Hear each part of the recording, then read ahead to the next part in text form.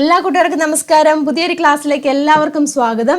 നമ്മൾ 9ാം ക്ലാസ്സിലെ കെമിസ്ട്രിയുടെ സൊല്യൂഷൻസ് അല്ലെങ്കിൽ ലായനികൾ എന്ന ചാപ്റ്ററിൻ്റെ ലെറ്റസസ് വിലയിരുത്താമാണ് നമ്മളിന്ന് ഡിസ്കസ് ചെയ്യാൻ പോകുന്നത്. അപ്പോൾ എല്ലാവരും പ്രത്യേകം ശ്രദ്ധിക്കുക. ഈ ചാപ്റ്ററിൻ്റെ വീഡിയോസുകൾ നമ്മൾ അപ്ലോഡ് ചെയ്തിട്ടുണ്ട്. ഡീറ്റെയിൽ ആയിട്ട് എക്സ്പ്ലനേഷൻ കൊടുത്തിട്ടാണ് ഓരോ പാഠഭാഗങ്ങളും നിങ്ങളെ പഠിപ്പിച്ചിരിക്കുന്നത്.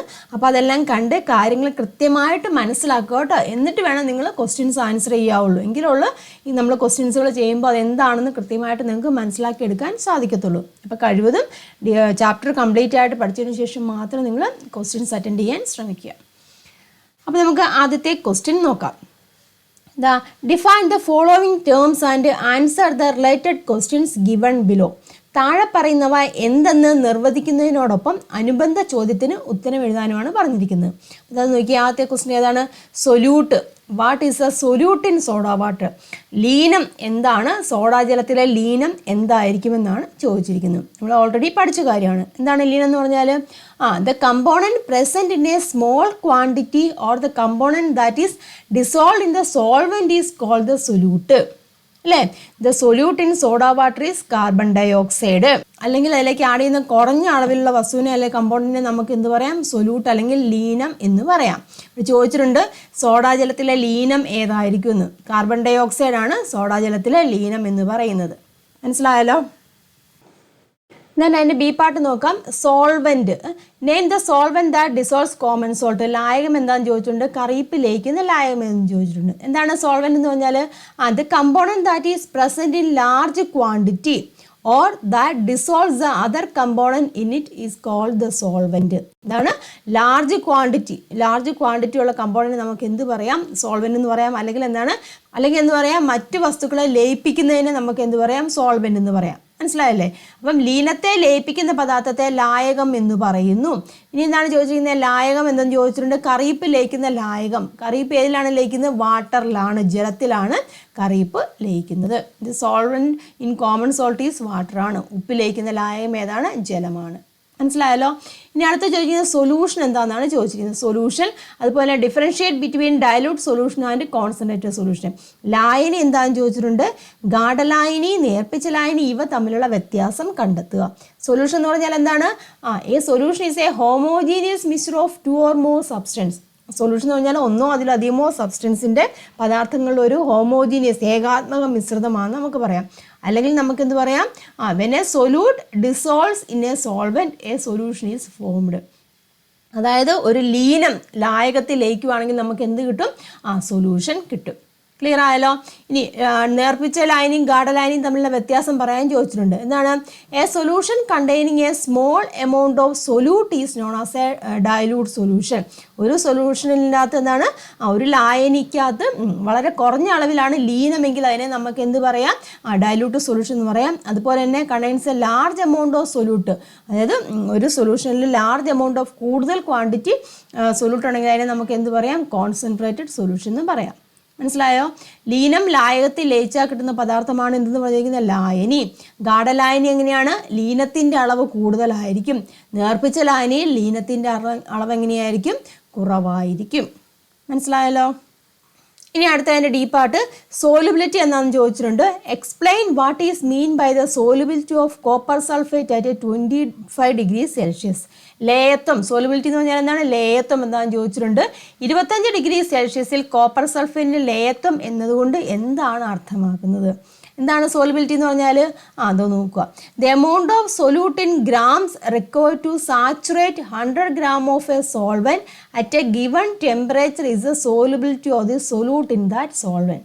അതായത് ഒരു നിശ്ചിത താപനിലയിൽ, ഓർക്കോട്ടെ, ഒരു പർട്ടിക്കുലർ ടെമ്പറേച്ചർ ആയിരുന്നു, ഒരു നിശ്ചിത താപനിലയിൽ 100 gram ലായകത്തെ, മനസ്സിലായോ? 100 gram ലായകത്തെ പൂരിതമാക്കാൻ ആവശ്യമായ ലീനത്തിൻ്റെ ഗ്രാമിലുള്ള അളവാണ് ലേയത്വം. മനസ്സിലാക്കോട്ടോ? 100 gram ലായകത്തെ, ഒരു പർട്ടിക്കുലർ ടെമ്പറേച്ചറിൽ 100 gram ലായകത്തെ പൂരിതമാക്കാൻ ആവശ്യമായിട്ടുള്ള ലീനത്തിൻ്റെ, സൊല്യൂട്ടിൻ്റെ ഗ്രാമിലുള്ള അളവാണ് എന്തെന്ന് പറഞ്ഞിരിക്കുന്നത്? ലേയത്വം എന്ന് പറയുന്നത്.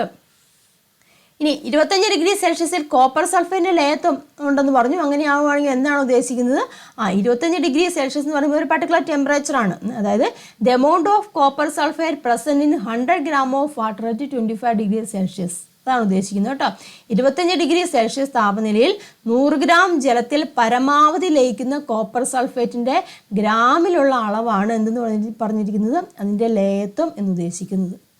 ക്ലിയർ ആയല്ലേ? 25 ഡിഗ്രി സെൽഷ്യസിൽ കോപ്പർ സൾഫേറ്റിൻ്റെ ലയത്വം എന്ന് പറഞ്ഞാൽ 100 ഗ്രാം ജലത്തിൽ 25 ഡിഗ്രി സെൽഷ്യസിൽ 100 ഗ്രാം ജലത്തിൽ എന്തുമാത്രമാണ് കോപ്പർ സൾഫേറ്റ് ലയിക്കുന്നത്, അതിൻ്റെ ഗ്രാമിലുള്ള അളവാണ് ഇത് ഉദ്ദേശിക്കുന്നത്. ക്ലിയർ ആയല്ലോ? ഇനി നമുക്ക് അടുത്ത ക്വസ്റ്റ്യൻ നോക്കാം. How much water in ml is needed to dissolve 200 gram potassium nitrate for preparing a solution having a concentration of 20%? എന്താണ്? 200 ഗ്രാം പൊട്ടാസ്യം നൈട്രേറ്റിനെ എത്ര ml ജലത്തിൽ ലയിപ്പിച്ചിട്ടാണ് 20% ഗാഢതയുള്ള ലായനി തയ്യാറാക്കുന്നത്? ക്വസ്റ്റ്യൻ മനസ്സിലായല്ലോ? 200 ഗ്രാം പൊട്ടാസ്യം സൾഫേറ്റ് അതിനെ എത്ര ml ജലത്തിൽ ലയിപ്പിച്ചിട്ടാണ് 20% ഗാഢതയുള്ള ലായനി തയ്യാറാക്കുന്നത്? ക്ലിയർ ആയല്ലോ? അതായത് കോൺസെൻട്രേഷൻ തന്നിട്ടുണ്ട്, 20% അന്ന് തന്നിട്ടുണ്ട് അല്ലേ? കോൺസെൻട്രേഷൻ ഇവിടെ 20% തന്നിട്ടുണ്ട്, അതായത് മാസ് പെർസെൻറ്റേജ് എന്ന് പറഞ്ഞ് തന്നിട്ടുണ്ട്. അപ്പം അങ്ങനെ ആവുകയാണെന്ന് 200 ഗ്രാം പൊട്ടാസ്യം നൈട്രേറ്റിനെ എത്ര ml ജലത്തിൽ ലയിപ്പിച്ചിട്ടാണ് 20% ഗാഢതയുള്ള ലായനി തയ്യാറാക്കുന്നതെന്നാണ് ചോദിച്ചിരിക്കുന്നത്. ടെമ്പറേച്ചർ കോൺസ്റ്റൻ്റ് ആണെന്നും പറഞ്ഞിട്ടുണ്ട്. ക്ലിയർ ആയില്ല പറഞ്ഞിരിക്കുന്നത്? ഇപ്പോൾ ഇവിടെ തന്നിട്ടുള്ള കാര്യങ്ങൾ എന്താണ്? സൊല്യൂട്ട് അല്ലെങ്കിൽ ലീനത്തിൻ്റെ അളവ് തന്നിട്ടുണ്ട് അല്ലേ? നമുക്ക് എഴുതാം. അപ്പം നമുക്ക് എഴുതാം മാസ് ഓഫ് ദി സൊല്യൂട്ട് അല്ലേ? മാസ് ഓഫ് ദി സൊല്യൂട്ട്, അതായത് ലീനത്തിൻ്റെ അളവ് കേട്ടോ. ലീനത്തിൻ്റെ അളവ് എന്നാണ് മലയാളം മീഡിയത്തിന് കേട്ടോ. ലീനത്തിൻ്റെ അളവ് എന്ന് പറഞ്ഞാൽ എത്രയാണ്? 200 ഗ്രാമാന്ന് പറഞ്ഞിട്ടുണ്ട്. മനസ്സിലായല്ലോ? ഇനി അത് എത്ര ml ജലത്തിലാണ് ലയിപ്പിച്ചിട്ടെന്ന് ചോദിച്ചിട്ടുണ്ട് അല്ലേ? അപ്പം നമുക്ക് ജലത്തിൻ്റെ അളവിന് ഞാൻ മാസ് ഓഫ് വാട്ടർ എന്ന് എഴുതുവാണ് കേട്ടോ. മാസ് ഓഫ് വാട്ടർ അതാണ് നമുക്ക് കണ്ടുപിടിക്കേണ്ടതില്ല. അതിനെ ഞാൻ എക്സ് എന്ന് എടുത്തിരിക്കുകയാണ്. പിന്നെ മാസ് പെർസെൻറ്റേജ് തന്നിട്ടുണ്ട്. മാസ് പെർസെൻറ്റേജ് എത്രയാണ് തന്നിരിക്കുന്നത്? മാസ് പെർസെൻറ്റേജ് എന്ന് പറഞ്ഞിരിക്കുന്നത് 20% വന്നും തന്നിട്ടുണ്ട്. മനസ്സിലായല്ലോ? അപ്പം എത്ര ml എക്സ് ആണ് നമുക്കിവിടെ കണ്ടുപിടിക്കേണ്ടത് അല്ലേ? അപ്പോൾ നമുക്കറിയാം മാസ് പെർസെൻറ്റേജ് കാണാനുള്ള ഇക്വേഷൻ നമുക്കറിയാം ഇല്ലേ? മാസ് പെർസെൻറ്റേജ് കാണാനുള്ള ഇക്വേഷൻ എല്ലാവർക്കും അറിയാം. എങ്ങനെയാണ് ഇക്വേഷൻ? ഏതാണ്? ലീനത്തിൻ്റെ മാസ്, അതായത് എന്താണ് പറഞ്ഞിരിക്കുന്നത്? സൊല്യൂട്ടിൻ്റെ മാസ് ഓഫ് സൊല്യൂട്ട് അല്ലേ? Mass of solute divided by എന്താണ്? മാസ് ഓഫ് സൊല്യൂഷൻ അല്ലേ? മാസ് ഓഫ് സൊല്യൂഷൻ എന്ന് പറഞ്ഞാൽ എന്താണ്? ലായനിയുടെ mass into 100. Mass of the solute, അതായത് ലീനത്തിൻ്റെ mass divide by mass of the solution, ലായനിയുടെ മാസ് ഇൻറ്റു 100. അപ്പോൾ ലായനിയുടെ മാസ് എങ്ങനെയാണ് നമ്മൾ കണ്ടുപിടിക്കുന്നത്? ലായനിയുടെ മാസ്, അതായത് മാസ് ഓഫ് സൊല്യൂഷൻ എന്ന് പറഞ്ഞാൽ എന്താണ്? സൊല്യൂട്ടിൻ്റെ അതുപോലെ തന്നെ സോൾവെൻറ്റിൻ്റെ അളവും ചേർന്ന് അല്ലേ മാസ് ഓഫ് സൊല്യൂഷൻ എന്ന് പറഞ്ഞിരിക്കുന്നത്. അത്രയാണ് നമുക്കറിയാം. സോൾവെൻറ്റ് ഇവിടെ എക്സ് ആണ്, സൊല്യൂട്ട് എന്ന് പറഞ്ഞിരിക്കുന്നത് അത്രയാണ് 200 ആണെന്ന് പറഞ്ഞത്. അപ്പോൾ അത്രയാണ് 200 + x ആണ്. മനസ്സിലല്ലോ? Mass of solution. അപ്പോൾ നമുക്ക് ഈ ഇക്വേഷനിലേക്ക് വാല്യൂസ് സബ്സ്റ്റിറ്റ്യൂട്ട് ചെയ്യാം. അപ്പോൾ എന്താണ്? മാസ് പെർസെൻറ്റേജ് നമുക്കിവിടെ തന്നിട്ടുണ്ടല്ലോ. മാസ് പെർസെൻറ്റേജിൻ്റെ വാല്യൂ നമുക്കറിയാം 20 എന്ന് പറഞ്ഞിട്ടുണ്ട്. നമുക്ക് ഈ ഒരു ഇക്വേഷനിലേക്ക് സബ്സ്റ്റിറ്റ്യൂട്ട് ചെയ്യാമല്ലോ. അപ്പോൾ മാസ് പെർസെൻറ്റേജ് 20 ആണ്. 20 = മാസ് ഓഫ് സൊല്യൂട്ട് എന്ന് പറഞ്ഞിരിക്കുന്നത് 200 ആണ്. ലീനത്തിൻ്റെ അളവ്. മാസ് ഓഫ് സൊല്യൂഷൻ എന്ന് പറഞ്ഞാൽ 200 + x ആണ് ഇൻറ്റു 100. മനസ്സിലായല്ലോ? നമുക്ക് എന്താണ് കണ്ടുപിടിക്കേണ്ടത്? എക്സിൻ്റെ വാല്യൂ ആണ് കണ്ടുപിടിക്കേണ്ടത്. അപ്പോൾ ഇതിനെ രണ്ട് ഞാൻ അങ്ങോട്ടും ഇങ്ങോട്ടും റീഅറേഞ്ച് ചെയ്യാം. അപ്പോൾ എങ്ങനെ വരും നോക്കുക? 200 + x = 200. ഇതിനെ ഞാൻ താഴോട്ട് കൊണ്ടുവരിക. 200 ഡിവൈഡ് ബൈ 20 ഇൻറ്റു 100 എന്ന് വന്നു. മനസ്സിലായല്ലോ? ഇതിങ്ങനെ ക്യാൻസൽ ചെയ്യാമല്ലോ. അപ്പോൾ എത്ര വരും? 10 വരും ഇല്ല? 10 വരും. ദാറ്റ് ഈസ് ഈക്വൽ ടു 1000 എന്ന് ഇവിടെ വരും. ഇവിടെ 1000 എന്ന് വരും. ലെഫ്റ്റ് സൈഡിൽ കിടക്കുന്ന എത്രയാണ്? 200 + x ആണ്. ദെൻ x = നമുക്ക് എങ്ങനെ എഴുതാം? 1000 - 200 എന്ന് എഴുതാം. ദാറ്റ് ഈസ് ഈക്വൽ ടു എത്രയാണ്? 800. മനസ്സിലായി? അപ്പോൾ എക്സിൻ്റെ വാല്യൂ, അതായത് മാസ് ഓഫ് വാട്ടർ എന്ന് പറഞ്ഞെങ്കിൽ എത്ര കിട്ടി? 800 ml എന്ന് കിട്ടി. മനസ്സിലായല്ലോ? അപ്പോൾ എന്താണ് പറഞ്ഞിരിക്കുന്നത്? 800 ml. മനസ്സിലായല്ലോ? 800 ml ജലത്തിൽ ലയിപ്പിച്ചിട്ടാണ് 200 ഗ്രാം പൊട്ടാസ്യം നൈട്രേറ്റിനെ 800 ml ജലത്തിൽ ലയിപ്പിച്ചിട്ടാണ് 20% കോൺസെൻട്രേഷനുള്ള ലായനി അവിടെ തയ്യാറാക്കിയിരിക്കുന്നത്. മനസ്സിലായല്ലോ? അപ്പോൾ മാസ് പെർസെൻറ്റേജ് ഉപയോഗിച്ചിട്ടാണ് ഇത് ചെയ്തിരിക്കുന്നത് കേട്ടോ. നിങ്ങൾ മനസ്സിലാക്കി ചെയ്യുക കേട്ടോ. മലയാളം മീഡിയത്തെ കുട്ടികൾക്ക് വേണ്ടി ആൻസർ കൊടുത്തിട്ടുണ്ട് കേട്ടോ. നിങ്ങൾ നോക്കി എഴുതിയെടുക്കുക കേട്ടോ. മനസ്സിലാക്കിയ കാര്യങ്ങൾക്ക് മനസ്സിലാക്കിയ സ്റ്റെപ്പുകൾ ഇതേ രീതിയിൽ നിങ്ങൾ എഴുതിയെടുക്കുക കേട്ടോ. അപ്പോൾ ജലത്തിൻ്റെ അളവ് എത്ര കിട്ടി? 800 ml എന്ന് കിട്ടി. ഇനി അടുത്ത ക്വസ്റ്റ്യൻ നോക്കാം. You must have seen that if sodium metal or sodium chloride salt is placed in water it disappears. Do the two changes occurs in the same way. Justify your answer. Sodium എന്ന ലോഹം ജലത്തിലിട്ടാലും sodium കേട്ടോ ജലത്തിലിട്ടാലും sodium chloride എന്ന ലവണം ജലത്തിലിട്ടാലും അപ്രത്യക്ഷമാവും. രണ്ടും ഒരേ തരത്തിൽ സംഭവിക്കുന്ന മാറ്റമാണോ? നിങ്ങളുടെ ഉത്തരത്തിന് ന്യായീകരണം എഴുതുക. നമ്മൾ കഴിഞ്ഞ ചാപ്റ്ററുകളൊക്കെ പഠിച്ചായിരുന്നു സോഡിയം ജലത്തിലിട്ടാൽ എന്ത് സംഭവിക്കുന്നുണ്ടോ അതുപോലെ തന്നെ സോഡിയം ക്ലോറൈഡ് ജലത്തിലിട്ടാലും എന്ത് സംഭവിക്കുക? അപ്രത്യക്ഷമാവും. പക്ഷെ അത് ഏത് രീതിയിലാണ് അവിടെ നടക്കുന്നത്? രാസമാറ്റം എന്ന് പറഞ്ഞിരിക്കുന്നത്, കെമിക്കൽ ചേഞ്ച് എന്ന് പറഞ്ഞിരിക്കുന്നത്. സോഡിയം ജലത്തിലിട്ടാൽ എന്താണ് സംഭവിക്കുന്നത്? അവിടെ കെമിക്കൽ റിയാക്ഷനാണ് നടക്കുന്നില്ലേ, ബേൺ ചെയ്യല്ലേ, ഇത് കെമിക്കൽ റിയാക്ഷൻ നടന്നിട്ടാണത്, അതായത് രാസപ്രവർത്തനം നടന്നിട്ടാണ് അത് ഡിസപ്പിയർ ആകുന്നത്, അപ്രത്യക്ഷമാകുന്നത്. പക്ഷേ സോഡിയം ക്ലോറൈഡ് എങ്ങനെയാണ്? സോഡിയം ക്ലോറൈഡ് നമ്മുടെ ഉപ്പ്, അതെങ്ങനെയാണ്? അത് ലയിക്കുവാണ് ചെയ്യുന്നത് അല്ലേ, ലയനം നടക്കുന്നുണ്ട്, ലയിച്ചിട്ടാണ് ഇല്ലേ, ഡിസോൾവ് ആയിട്ടാണ് അത് അപ്രത്യക്ഷമാകുന്നത്. മനസ്സിലായല്ലോ? ഇതാ നോക്കുക. The changes that occurs are not the same when sodium metal is placed in water it undergoes a chemical reaction and disappears. Whereas sodium chloride does not undergo a chemical reaction, instead it gets dissolved in water. അവിടെ എന്താണ്? Physical change ആണ്, ഭൗതിക മാറ്റമാണ് അവിടെ സംഭവിക്കുന്നത്. മനസ്സിലായല്ലോ? രണ്ടും ഒരേ തരത്തിൽ സംഭവിക്കുന്ന മാറ്റങ്ങളല്ല. സോഡിയം എന്ന ലോഹം ജലത്തിലിട്ടാൽ സംഭവിക്കുന്ന രാസമാറ്റമാണ്, രാസമാറ്റത്തിലൂടെയാണ് അത് അപ്രത്യക്ഷമാകുന്നത്. സോഡിയം ക്ലോറൈഡ് എന്ന ലവണം ജലത്തിലിട്ടാൽ ലയനം, കേട്ടോ, ഡിസോൾവ് ചെയ്യുവാണ്, ലയനം എന്ന പ്രക്രിയ നടക്കുന്നതിലാണ് അപ്രത്യക്ഷമാകുന്നത്. അത് ഏത് മാറ്റമാണ്? ഭൗതിക മാറ്റമാണ്, ഫിസിക്കൽ ചേഞ്ച് ആണ്. മനസ്സിലായല്ലോ? അടുത്ത ക്വസ്റ്റ്യൻ നോക്കുക. A solution of sodium chloride is given. Suggest a simple method to prove whether it is saturated or unsaturated. Sodium ക്ലോറൈഡിൻ്റെ ഒരു ലായനി തന്നിരിക്കുന്നു. ഇത് പൂരിതമാണോ അപൂരിതമാണോ എന്ന് തെളിയിക്കാൻ ലഘുവായ ഒരു മാർഗം നിർദ്ദേശിക്കുക എന്നാണ് പറഞ്ഞിരിക്കുന്നത്. സോഡിയം ക്ലോറൈഡ് ആണ് തന്നിരിക്കുന്നത്, അത് നമുക്ക് പൂരിതമാണോ അപൂരിതമാണോ എന്ന് തെളിയിക്കാനായിട്ട് മാർഗം എങ്ങനെയാണ്? സോഡിയം ക്ലോറൈഡ് നമുക്ക് കൂടുതലായിട്ട് എന്താണ് സോൾവെൻറ്റിൽ ചേർത്തുക, അപ്പോൾ ലയിച്ച് ചേരുവാണെങ്കിൽ നമുക്ക് എന്ത് പറയാം? അപൂരിത ലായനിയാന്ന് പറയാം. ഇല്ല, അപൂരിത ലായനിയാന്ന് പറയാം. ലയിക്കാതെ അവശേഷിക്കുന്നതാണെങ്കിൽ പൂരിത ലായനി, സാച്ചുറേറ്റഡ് ആണെന്ന് നമുക്ക് പറയാൻ സാധിക്കും. അപ്പോൾ saturated solution, unsaturated solution, super saturated solution, അതെന്താണെന്ന് കൃത്യമായിട്ട് മനസ്സിലാക്കിയിരുന്നാൽ മാത്രമേ ഉള്ളൂ നമുക്ക് ഈ ഒരു ക്വസ്റ്റിന് ആൻസർ ചെയ്യാൻ സാധിക്കത്തുള്ളൂ കേട്ടോ. ഡൗട്ട് ഉണ്ടെന്നുണ്ടെങ്കിൽ വീഡിയോ നിങ്ങൾ കാണുക കേട്ടോ. നോക്കുക. By adding more sodium chloride to the solution we can test whether the solution is saturated or unsaturated. നമ്മൾ കൂടുതൽ സോഡിയം ക്ലോറൈഡ് ആഡ് ചെയ്ത് കഴിഞ്ഞാൽ നമുക്ക് പറയാൻ സാധിക്കും സാച്ചുറേറ്റഡ് ആണോ സൂപ്പർ സാച്ചുറേറ്റഡ് ആണോ എന്ന്. നോക്കുക. If added sodium chloride dissolves the solution is unsaturated. മനസ്സിലായി? ഡിസോൾവ് ചെയ്യുന്നുണ്ടെങ്കിൽ, ലയിച്ച് ചേരുന്നുണ്ടെങ്കിൽ അതെന്താണ്? അപൂരിത ലായനിയായിരിക്കും, അൺസാച്ചുറേറ്റഡ് ആയിരിക്കും. If the added sodium chloride does not dissolve, solution is saturated. ലയിക്കാതെ അവശേഷിക്കുകയാണെങ്കിൽ അതെന്തായിരിക്കും? പൂരിത ലായനിയായിരിക്കും. ലയിച്ച് ചേരുവാണെങ്കിൽ അപൂരിത ലായനിയായിരിക്കും. ലയിക്കാതെ അവശേഷിക്കുന്ന ഏതായിരിക്കും? പൂരിത ലായനി. then അടുത്ത ക്വസ്റ്റ്യൻ, ആറാമത്തെ ക്വസ്റ്റ്യൻ ആണ് കേട്ടോ. നോക്കുക. The solubilities of certain salts in a saturated solution prepared in 100 gram water at different temperatures is tabulated below.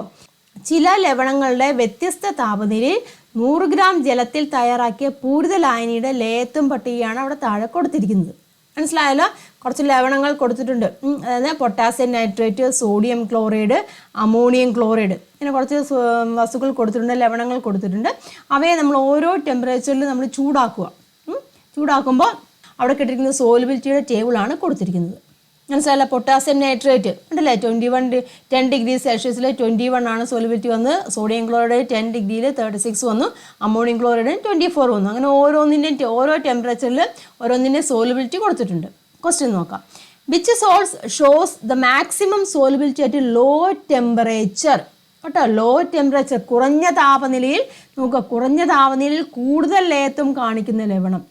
കുറഞ്ഞ താപനില എന്ന് പറയുമ്പോൾ ഏതാണ്? 10 ഡിഗ്രി സെൽഷ്യസിൽ അല്ലേ, 10 ഡിഗ്രി സെൽഷ്യസിൽ കൂടുതൽ സോലുബിലിറ്റി ഏതിനാണ്? ഇതാ നോക്കുക, 36. ഏതിനാണ്? സോഡിയം ക്ലോറൈഡിന്. അപ്പോൾ ഏതാണ്? Sodium chloride, NaCl. മനസ്സിലായല്ലോ?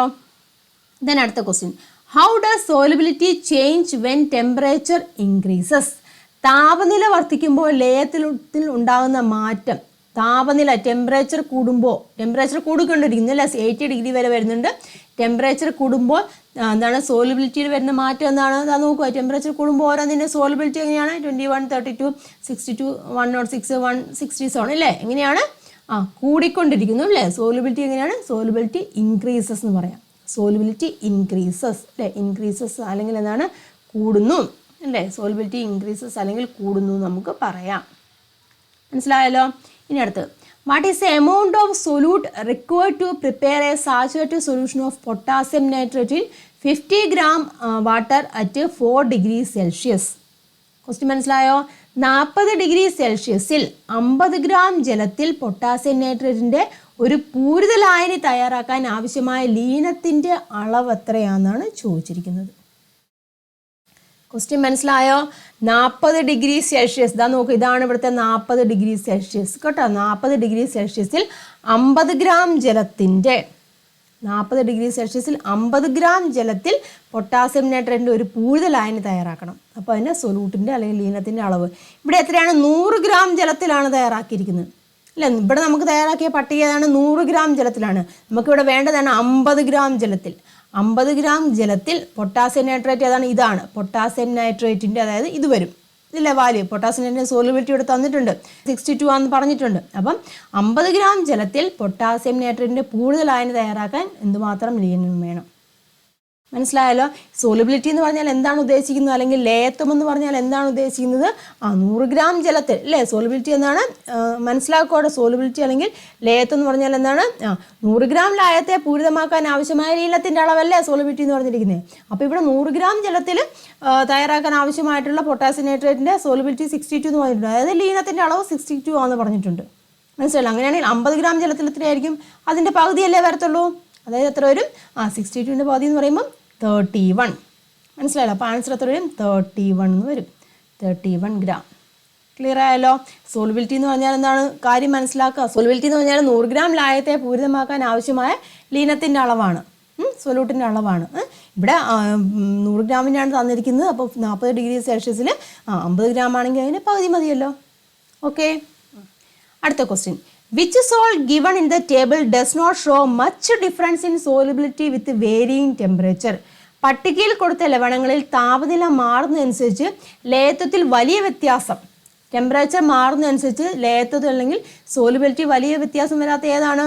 അത് നോക്കുക, സോഡിയം ക്ലോറൈഡ് അല്ലേ. വലിയ വ്യത്യാസമൊന്നുമില്ല. 36, 36, 36, 37, 37 മാത്രമേ ഉള്ളൂ വരുന്നുള്ളൂ. ബാക്കി എല്ലാത്തിനും നല്ല വേരിയേഷൻ വരുന്നുണ്ട് അല്ലേ. അപ്പോൾ എന്താണ്? സോഡിയം ക്ലോറൈഡിന് കുറഞ്ഞ ടെമ്പറേച്ചറിൽ കൂടുതൽ ലേയത്വം കാണിക്കും. പക്ഷേ അതെങ്ങനെയാണ്? വളരെ ചെറിയ രീതിയിലുള്ള വർധനവേ അവിടെ ഉണ്ടാവുന്നുള്ളൂ. മനസ്സിലായല്ലോ? അപ്പോൾ ഇതാണ് ആൻസർ. ടേബിളിൽ നോക്കിയിട്ട് ക്ലിയർ ആയിട്ട് കാര്യങ്ങൾ മനസ്സിലാക്കുക കേട്ടോ. Then അടുത്ത question. Haven't you noticed the instruction shake well before use on bottles containing certain medicines? അല്ലേ, ചില മരുന്ന് കുപ്പികളിൽ ഷേക്ക് വെൽ ബിഫോർ യൂസ് എന്ന് എഴുതിയിട്ടില്ലേ. To which of the following categories do these medicines belong? ഇത്തരം മരുന്നുകൾ താഴെ പറയുന്നവയിൽ ഏത് വിഭാഗത്തിൽപ്പെടുന്നവയായിരിക്കും? ഷേക്ക് വെൽ, അതായത് ഉപയോഗിക്കുന്നതിന് നല്ലോണം കുലുക്കുക. അതിന് കാരണം എന്താണ്? അടിഞ്ഞു കിടപ്പുണ്ടായിരിക്കും ഇല്ലേ. മരുന്നിൻ്റെ കണ്ടന്റ് കണികളെല്ലാം താഴെ അടിഞ്ഞു കിടപ്പുണ്ടായിരിക്കും. അപ്പോൾ അടിഞ്ഞു കിടക്കുന്ന ഏതാണ്? നമുക്ക് ഏതാണ്? സസ്പെൻഷൻ ഇല്ലേ. സസ്പെൻഷനിലല്ലേ അടിഞ്ഞു കിടക്കുന്നത്. മനസ്സിലായല്ലോ? അപ്പോൾ ഏത് കാറ്റഗറി പെടും? സസ്പെൻഷൻ എന്ന് പറഞ്ഞാൽ കാറ്റഗറി പെടും. മനസ്സിലായല്ലോ? Then what is the reason for the instruction on the table? ലേബലിൽ കാണിച്ച നിർദ്ദേശത്തിന് കാരണം എന്താണ്? സസ്പെൻഷൻ്റെ കേസിൽ എങ്ങനെയാണ് വന്നിരിക്കുന്നത്? പാർട്ടിക്കിൾസ് എങ്ങനെയാണ്? അടിയിൽ അടിഞ്ഞു കിടക്കും അല്ലേ, സെറ്റിൽ ഡൗൺ ചെയ്തിരിക്കും. അത് നമുക്ക് നല്ലോണം ഷേക്ക് ചെയ്താൽ മാത്രമേ ഉള്ളൂ എല്ലാ ഭാഗത്തും ഇതിൻ്റെ ഗുണം ഒരുപോലെ ചെല്ലത്തുള്ളൂ. മനസ്സിലായല്ലോ? എന്താണ്? Particles of a suspension settle down over time, so shaking is required to mix them again properly. സസ്പെൻഷനിലെ ഘടകങ്ങൾ കുറേ സമയം അനക്കാതെ വെച്ചാൽ അടിയുന്നു. നന്നായി കുലുക്കി ഉപയോഗിച്ചാൽ ഘടകങ്ങൾ എല്ലാ ഭാഗത്തും ഒരുപോലെ വിതരണം ചെയ്യപ്പെടുന്നു. മനസ്സിലായല്ലോ?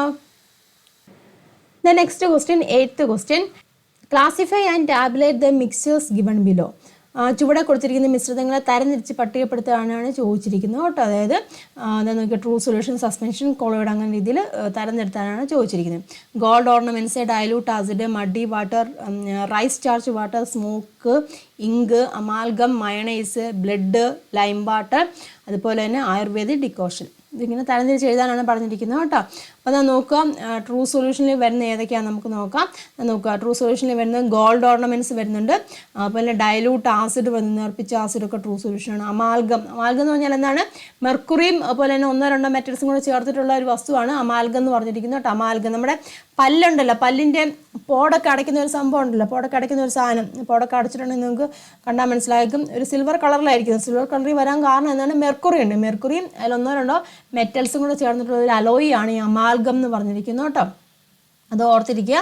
അപ്പോൾ അതെന്ന് പറഞ്ഞിരിക്കുന്നത് അമാൽഗം ഒരു ട്രൂ സൊല്യൂഷനാണ് കേട്ടോ. പിന്നെ എന്താണ് ലൈം വാട്ടർ, ചുണ്ണാമ്പ് വെള്ളം, ഇത് ട്രൂ സൊല്യൂഷനിൽ പെടും. സസ്പെൻഷനിൽ വരുന്നത് മഡി വാട്ടർ, ചെളിവെള്ളമുണ്ട്. പിന്നെ ആയുർവേദ ഡിക്കോഷൻ, ആയുർവേദ കഷായമൊക്കെ എന്നാണ് സസ്പെൻഷനിൽ വരുന്നതാണ്. പിന്നെ കൊളോയിഡിൽ വരുന്നത് എന്തൊക്കെയാണ്? പുകയുണ്ട് അല്ലേ, റൈസ് സ്റ്റാർച്ച് വാട്ടർ, കഞ്ഞിവെള്ളം എന്ന് പറഞ്ഞിരിക്കുന്നതാണ് കൊളോയിഡാണ്. സ്മോക്ക് പുകയാണ്, ഇങ്ക് കേട്ടോ, മഷിയൊക്കെ എന്താണ് കൊളോയിഡിൽ വരുന്നതാണ്. മയണൈസ് അതും കൊളോയിഡാണ് കേട്ടോ. അപ്പോൾ ഇങ്ങനെയൊക്കെ ചോദിക്കും, കുറേ വസ്തുക്കളൊക്കെ തന്നിട്ട് ട്രൂ സൊല്യൂഷൻ ഏതാണ്, സസ്പെൻഷൻ ഏതാണ്, കൊളോയിഡ് ഏതാണെന്നൊക്കെ തരംതിരിച്ച് എഴുതാനൊക്കെ ചോദിച്ച് കാണാറുണ്ട് കേട്ടോ. മനസ്സിലാക്കി പഠിക്കുക. അടുത്ത ക്വസ്റ്റ്യൻ നോക്കാം. The solubility of 3 atmospheric gases in water is given in the graph below. അന്തരീക്ഷ വായുവിലെ 3 വാതകങ്ങളുടെ ജലത്തിലെ ലയത്വം സൂചിപ്പിക്കുന്ന ഗ്രാഫാണ് താഴെ കൊടുത്തിരിക്കുന്നത് കേട്ടോ. അന്തരീക്ഷ വായുവിലെ 3 വാതകങ്ങൾ ഏതൊക്കെയാണ്? Carbon dye oxide, oxygen, nitrogen. അതിൻ്റെ സോലബിലിറ്റിയുടെ ഗ്രാഫാണ് ഇവിടെ കൊടുത്തിരിക്കുന്നത് കേട്ടോ. നോക്കുക. Which gas shows maximum solubility in water? ജലത്തിൽ ഏറ്റവും കൂടുതൽ ലയത്വം കാണിക്കുന്ന വാതകം ഏത്? ജലത്തിൽ ഏറ്റവും കൂടുതൽ ലയത്വം കാണിക്കുന്ന വാതകം ഏതാണെന്നാണ് ചോദിച്ചിരിക്കുന്നത്. ഏറ്റവും കൂടുതൽ ലയത്വം ഏതിനാണ്? കൂടുതൽ ഏതിനാണ് നോക്കുക. വാല്യൂ വന്നിരിക്കുന്നത് ഏതാ? ഏറ്റവും 0.32 ഏതാണ്? ഏതിനാണ്? Carbon dye oxide. ഏതാണ്? അപ്പോൾ കാർബൺ ഡൈ ഓക്സൈഡിനാണ് ജലത്തിൽ കൂടുതൽ ലയത്വം കാണിക്കുന്നത്.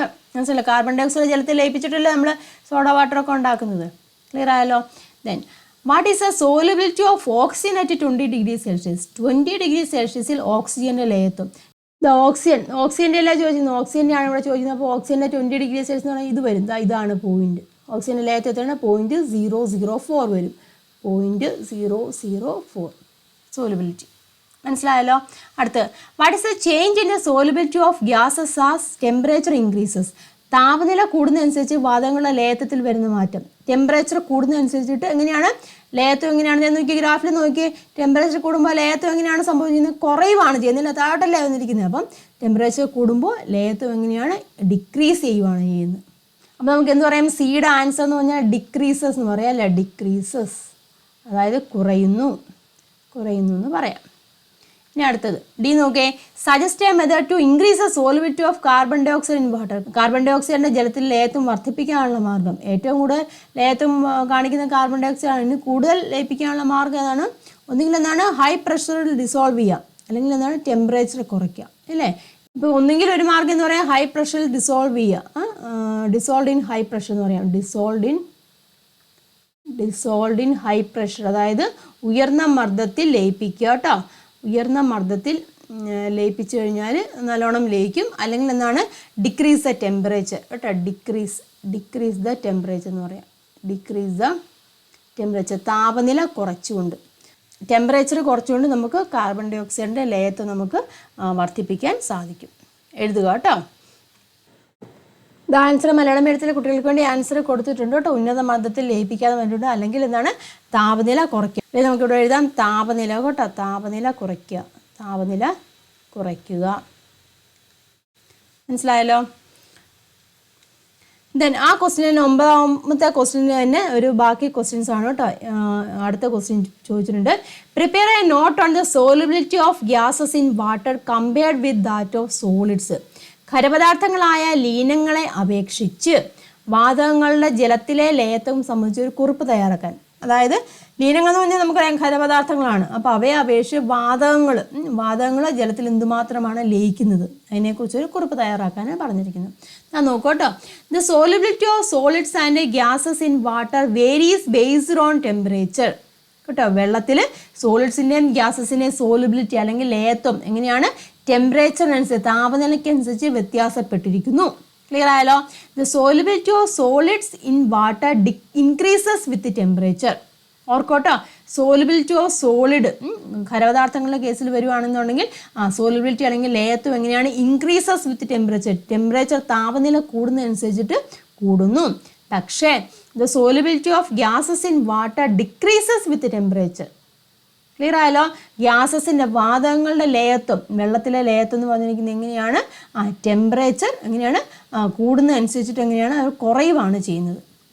മനസ്സിലായല്ലോ? നമ്മൾ കണ്ടായിരുന്നല്ലോ, ഗ്രാഫിൽ കണ്ടായിരുന്നല്ലോ വാതകങ്ങളുടെ കേസിൽ. ഗ്രാഫ് കണ്ടില്ലേ? വാതകങ്ങളുടെ കേസിൽ എങ്ങനെയാണ് ലയത്വം? എന്താ നോക്കുക, ഏത് രീതിയിലാണ് വന്നത്? കുറയുവല്ലേ വന്നത്? കണ്ടല്ലേ? ലയത്വം വാതകങ്ങളുടെ കേസിൽ വന്നപ്പോൾ ലയത്വം ഇവിടെ കുറയുവാണ് ചെയ്തത്. പക്ഷേ സോളിഡ്സിൻ്റെ കേസിൽ എങ്ങനെയാണ്? ടെമ്പറേച്ചർ കൂടുമ്പോൾ എന്ത് സംഭവിക്കും? അത് കൂടുതലായിട്ട് ലയിക്കും. മനസ്സിലായല്ലോ? അതാണ് പറഞ്ഞിരിക്കുന്നത് കേട്ടോ. അതാ നോക്കുക. ഖരപദാർത്ഥങ്ങളായ ലീനങ്ങൾ പൊതുവെ ജലത്തിൽ നന്നായി ലയിക്കുന്നവയാണ്. നമുക്കറിയാം ഇല്ലേ? താപനില കൂടുമ്പോൾ ലയത്വം പൊതുവെ കൂടുന്നു. പഞ്ചസാര, ഉപ്പൊക്കെ ആണെങ്കിൽ ഇങ്ങനെയാണ്. കൂടുതൽ പെട്ടെന്ന് താപനില കൂടുവാണെങ്കിൽ, ചൂട് കൂടുവാണെങ്കിൽ നല്ലോണം ലയിക്കും ഇല്ലേ? എന്നാൽ വാതകങ്ങൾ പൊതുവെ ജലത്തിൽ വളരെ കുറഞ്ഞ അളവിൽ മാത്രമേ ലയിക്കുന്നുള്ളൂ. താപനില കൂടുമ്പോൾ വാതകങ്ങളുടെ ലയത്വം കുറയുകയാണ് ചെയ്യുന്നത്. ക്ലിയർ ആയല്ലോ? അടുത്ത ക്വസ്റ്റ്യൻ അതിൻ്റെ പാർട്ട് തന്നെയാണ് കേട്ടോ. What may be the changes that occurs in nature if oxygen shows more solubility in water? ജലത്തിൽ ഓക്സിജൻ അധികമായി ലയിക്കുകയാണെങ്കിൽ പ്രകൃതിയിൽ ഉണ്ടാകുന്ന മാറ്റങ്ങൾ എന്തായിരിക്കും? ജലത്തിൽ ഓക്സിജൻ ഒരു പർട്ടിക്കുലർ അളവിൽ ലയിക്കത്തുള്ളൂ. അപ്പോൾ കൂടുതലായിട്ട് ലയിക്കുകയാണെന്നുണ്ടെങ്കിൽ നാച്ചുറൽ അല്ലെങ്കിൽ പ്രകൃതിയിൽ എന്തൊക്കെ മാറ്റങ്ങളാണ് ഉണ്ടാകുന്നത്? എന്ത് സംഭവിക്കും? കൂടുതലായിട്ട് ലയിച്ചാൽ എന്ത് സംഭവിക്കും? അന്തരീക്ഷ വായുവിൽ ഓക്സിജൻ്റെ അളവ് കുറയുകയല്ലേ? അന്തരീക്ഷ വായുവിൽ ഓക്സിജൻ്റെ അളവ് കുറഞ്ഞു കഴിഞ്ഞാൽ നമുക്ക് എല്ലാ ജീവജാലങ്ങൾക്കും ഓക്സിജൻ ആവശ്യമായിട്ടുണ്ട്. നമുക്ക് ശ്വസിക്കാൻ ആവശ്യമായിട്ടുള്ള അല്ലെങ്കിൽ ജീവൻ നിലനിർത്താൻ ആവശ്യമായിട്ടുള്ള ഓക്സിജൻ അന്തരീക്ഷത്തിൽ നിന്നാണ് നമുക്ക് ലഭിക്കുന്നത്. അതവിടെ കുറവ് വരും. മനസ്സിലാകുന്നില്ലേ? അപ്പോൾ എന്താണ്? കാർബൺ ഡൈ ഓക്സൈഡിൻ്റെ അളവ് കൂടും. അതുതന്നെയല്ല, ജീവജാലങ്ങളുടെ നിലനിൽപ്പിനും ഓക്സിജൻ ആവശ്യമാണ്. അന്തരീക്ഷ വായു ആവശ്യമാണ്. അന്തരീക്ഷത്തിലുള്ള ഓക്സിജൻ മുഴുവൻ എന്താണ് സംഭവിക്കുന്നത്? ഓക്സിജനെ ലയിച്ച് കഴിഞ്ഞാൽ നമുക്കവിടെ ഉണ്ടാവും ഓക്സിജൻ ഇല്ല. അതാണ് കാരണം. നോക്കുക. The changes that occurs in nature if oxygen shows more solubility in water. എന്തൊക്കെ ചേഞ്ച് വരും? Atmospheric oxygen decreases after living organism. Atmospheric oxygen decreases that affects living organisms. Amount of gases like carbon dioxide increases, slow down or even prevent combustion, leading to slower biological decomposition and an increase in pollutants. മനസ്സിലായോ? എന്താ നോക്കുക. അന്തരീക്ഷ വായുവിൽ ഓക്സിജൻ്റെ അളവ് കുറയും. ജീവജാലങ്ങളെ ബാധിക്കും. കാർബൺ ഡൈ ഓക്സൈഡ് മുതലായ വാതകങ്ങളുടെ അളവ് വർദ്ധിക്കും. മനസ്സിലായില്ലേ? പദാർത്ഥങ്ങളുടെ ജ്വലന നിരക്ക് അവിടെ കുറയും. കാർബൺ ഡൈ ഓക്സൈഡിൻ്റെ അളവ് വർദ്ധിക്കും. ഓക്സിജൻ്റെ അളവ് കുറഞ്ഞു കഴിഞ്ഞാൽ ജ്വലന നിരക്ക് അവിടെ കുറയും ഇല്ലേ? ജൈവ വിഘടനത്തിൻ്റെ തോത് കുറയുന്നത് മൂലം മാലിന്യങ്ങൾ കുന്നുകൂടും. ബയോളജിക്കൽ ഡീകമ്പോസിഷൻ ഉണ്ടല്ലോ, അത് കുറയും. അതിൻ്റെ അളവ് കുറയും. എന്താണ്? മാലിന്യങ്ങൾ, പൊള്യൂട്ടൻസ് ഒക്കെ അവിടെ കൂടും. ക്ലിയർ ആയല്ലോ? അപ്പം ഓക്സിജൻ അധികമായിട്ട് ലയിക്കുന്നില്ല. നമ്മുടെ ആവശ്യത്തിന് മാത്രമേ ലയിക്കുന്നുള്ളൂ. ബാക്കി അന്തരീക്ഷ വായുവിലുണ്ട്. അത് നമ്മുടെ ജീവജാലങ്ങളുടെ നിലനിൽപ്പിന് ഓക്സിജൻ ആവശ്യമാണ്. ക്ലിയർ ആയല്ലോ? The next question. A small crystal of copper sulfate is suspended in a supersaturated solution and an unsaturated solution of copper sulfate. What will be the observation on the next day? Copper സൾഫേറ്റിൻ്റെ അതിപൂരിത ലായനിയിലും അപൂരിത ലായനിയിലും copper സൾഫേറ്റിൻ്റെ ചെറു crystal തൂക്കിയിടുന്നു. അടുത്ത ദിവസം എന്തായിരിക്കും നിരീക്ഷണം? എന്താണ് സംഭവിക്കുന്നത്? ഗ്രോവിങ് ക്രിസ്റ്റൽ അല്ലേ? ഗ്രോവിങ് ക്രിസ്റ്റൽ അല്ലെങ്കിൽ ക്രിസ്റ്റലൈസേഷൻ നമ്മൾ പറഞ്ഞതാണ്. അത് നോക്കുക. When a crystal of copper sulfate is added to an unsaturated solution of copper sulfate, the crystal will dissolve, increasing the concentration of the solution. In the supersaturated solution, copper sulfate crystal will grow larger as the excess solute in the solution begins to crystallize around it. അതിപൂരിത ലായനിയിൽ copper സൾഫേറ്റിൻ്റെ ക്രിസ്റ്റലുകൾക്ക് എന്ത് സംഭവിക്കും? വളരും. അപൂരിത ലായനിയിൽ ക്രിസ്റ്റലോട് ലയിച്ചു ചേരുകയും ചെയ്യുന്നു. മനസ്സിലായല്ലോ? അതായത് ഗ്രോവിങ് ക്രിസ്റ്റൽ അല്ലെങ്കിൽ ക്രിസ്റ്റലൈസേഷൻ എന്ന് പറഞ്ഞ പ്രോസസ്സാണ് അവിടെ നടക്കുന്നത്. അടുത്ത question. Why are stabilisers used in soft drinks? കൃത്രിമ പാനീയങ്ങളിൽ സ്റ്റെബിലൈസറുകൾ ഉപയോഗിക്കുന്നത് എന്തിനു വേണ്ടിയാണ്? കണികൾ അടിയാതിരിക്കാൻ വേണ്ടിയല്ലേ? Stabilisers are used in order to prevent the settling of particles in soft drinks. കൃത്രിമ പാനീയങ്ങളിൽ കണികൾ അടിയാതിരിക്കാൻ സ്റ്റെബിലൈസറുകൾ ഉപയോഗിക്കുന്നു. കണികൾ അവിടെ അടിയാതിരിക്കാൻ വേണ്ടിയാണ് സ്റ്റെബിലൈസറുകൾ ഉപയോഗിക്കുന്നത്. മനസ്സിലായല്ലോ? അപ്പോൾ ഇത്രയും ക്വസ്റ്റ്യൻസുകളാണ് എന്തിലുള്ളത്? നമ്മുടെ ലെറ്റസസ് അല്ലെങ്കിൽ വിലയിരുത്താം സെക്ഷനിലുള്ളത്. ക്വസ്റ്റ്യൻസുകളെല്ലാം അതിൻ്റെ ആൻസേഴ്സുകൾ നിങ്ങൾക്ക് മനസ്സിലായി കാണുമെന്ന് ഞാൻ വിശ്വസിക്കുന്നു. ചാപ്റ്റർ കംപ്ലീറ്റ് ആയിട്ട് പഠിച്ചിട്ടുണ്ടെങ്കിൽ ഈസി ക്വസ്റ്റ്യൻസുകളാണല്ലോ. അപ്പോൾ ഇതൊക്കെ തന്നെ ആയിരിക്കും പരീക്ഷയ്ക്ക് ചോദിക്കാൻ ചാൻസ് ഉള്ളത്. എങ്ങനെ ഇരുന്നാലും നിങ്ങൾ എന്ത് ചെയ്യണം? ടെക്സ്റ്റ് ബുക്ക് നല്ലതോണം വായിക്കുക. ടെക്സ്റ്റ് ബുക്കിലെ ക്വസ്റ്റ്യൻസുകളെല്ലാം മാക്സിമം ആൻസർ ചെയ്യാൻ ശ്രമിക്കുക കേട്ടോ. ശ്രമിക്കുക എന്നല്ല, പഠിക്കുക. എഴുതി തന്നെ മാക്സിമം എല്ലാവരും പഠിക്കുക. ഇതുപോലെ ഈ സോലബിലിറ്റി ഒക്കെ ആയിട്ട് ബന്ധപ്പെട്ട ക്വസ്റ്റ്യൻസുകളൊക്കെ മിക്കപ്പോഴും ചോദിച്ചു കാണുന്നതാണ്. അപ്പോൾ അതൊക്കെ ഇമ്പോർട്ടൻ്റ് ആണ് കേട്ടോ. അതൊക്കെ കൃത്യമായിട്ട് മനസ്സിലാക്കി പഠിക്കുക കേട്ടോ. അപ്പോൾ ഈ ക്വസ്റ്റ്യൻസുകളും ആൻസറുകളൊക്കെ നിങ്ങൾക്ക് ക്ലിയർ ആയെന്ന് തന്നെ ഞാൻ വിശ്വസിക്കുകയാണ്. ചാപ്റ്റർ കംപ്ലീറ്റ് ആയിട്ട് പഠിക്കുക, എന്നിട്ട് ചെയ്ത് നോക്കുക കേട്ടോ. അപ്പോൾ എന്തെങ്കിലും ഡൗട്ടുകളൊക്കെ ഉണ്ടെന്നുണ്ടെങ്കിൽ കമൻറ്റ് ചെയ്യുക. അതുപോലെ തന്നെ വീഡിയോ നിങ്ങൾക്ക് ഉപകാരപ്പെട്ടിട്ടുണ്ടെന്നുണ്ടെങ്കിൽ തീർച്ചയായിട്ടും ലൈക്ക് ചെയ്യണം. നിങ്ങളുടെ ഫ്രണ്ട്സിലേക്ക് മാക്സിമം ഷെയർ ചെയ്ത് കൊടുക്കുക. വാട്സപ്പ് ഗ്രൂപ്പിലൊക്കെ ജോയിൻ ചെയ്യുക. ഡൗട്ടുകളൊക്കെ ഉണ്ടെന്നുണ്ടെങ്കിൽ അവിടെ ചോദിക്കുക കേട്ടോ. അപ്പോൾ മറ്റൊരു വീഡിയോ ആയിട്ട് നമുക്ക് വീണ്ടും കാണാം. അതുവരേക്കും എല്ലാവർക്കും നന്ദി, നമസ്കാരം. എല്ലാവരും നല്ലതുപോലെ പഠിക്കുക. താങ്ക്